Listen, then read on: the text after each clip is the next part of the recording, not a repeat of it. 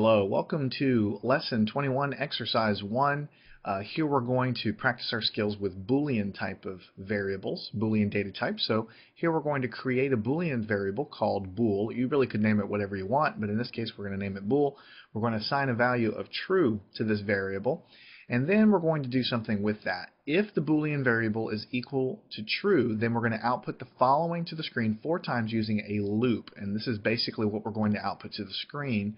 And I'm just saying here, make sure to pass the Boolean variable to the print line statement to print the value here true to the screen. In other words, don't just type out the value of the variable is true all in quotes. We want to actually use the print statement to print the value of the variable.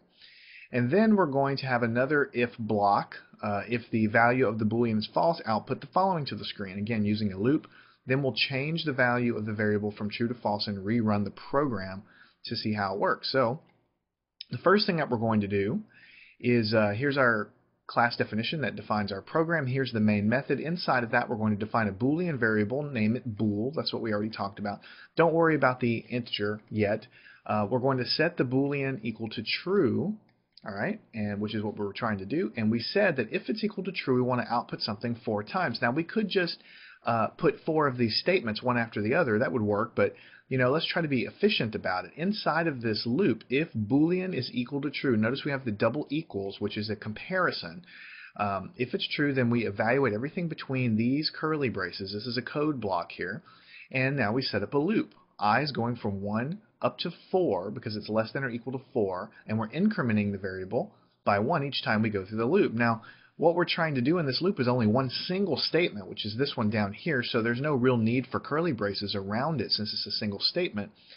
So we've got everything nice and compact, and that's why we initialized, or I should say declared the variable I up here as an integer, because that's what we're going to use for our loop down here.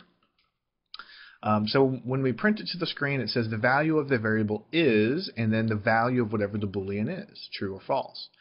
All right, now if the Boolean happens to be false, then we have another if block. Again, here's the opening curly brace, here's the closing. And if it's false, then we loop again 4 times and we output the value of the variable is, and then again the value here would be false if we're inside of this if block.